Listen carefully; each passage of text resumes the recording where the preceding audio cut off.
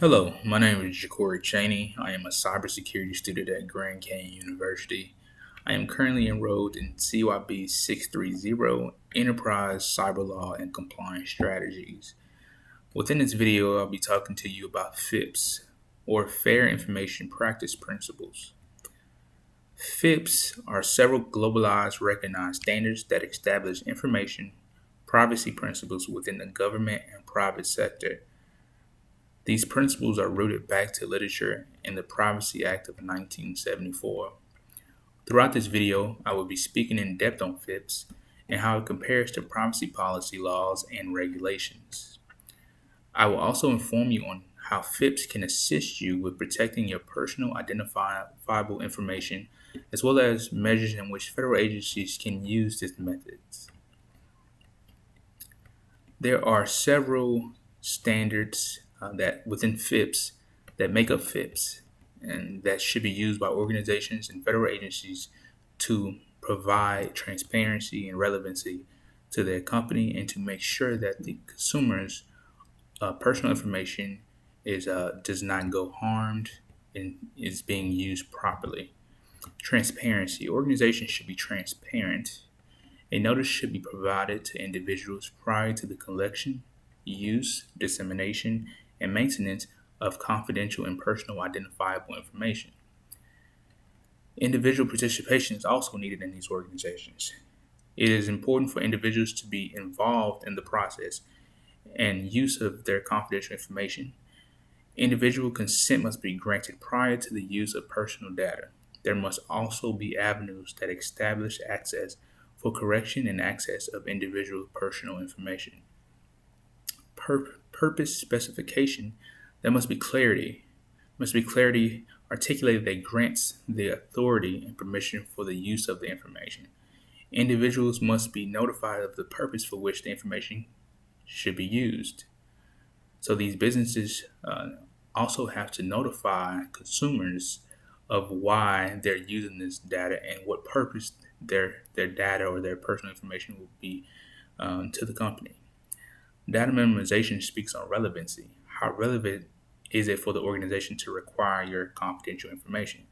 The use and retention of individual confidential information should only occur for as long as it is necessary to complete the relevant tasks. So, how long do you actually need this confidential information? And also, is it relevant? Is it relevant for you to have it? And what do you actually need it for? How long do you actually need it? Use limitation is important to know when discussing FIPS as well. Organizations must only use personal identifying information for reasons that were stated in the consent notice. There should be a limit on personal information and sharing this information to outside organizations should be done in reason. So everything that's done and with the personal information should be placed into the consent notice, so consumers know exactly where their personal information is going. Data quality is also important to note. The personal identifying information should be precise, relevant, sensible, and comprehensive, which speaks on the integrity of the organization. The organization's security is important as well. Organizations should be responsible for personal information that they have required. There must be a level of protection of the information against unauthorized use, destruction, revision, or unlawful release. Organizations should hold themselves and their employees accountable for the protection of personal identifying information. It is important to train employees and contractors on how to properly protect their personal data.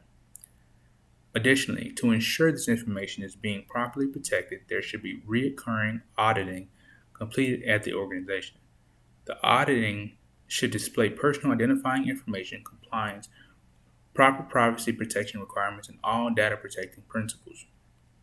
FIPS is not a part of law, but they more so align with policies, principles, and procedures that should be followed by a moral standard.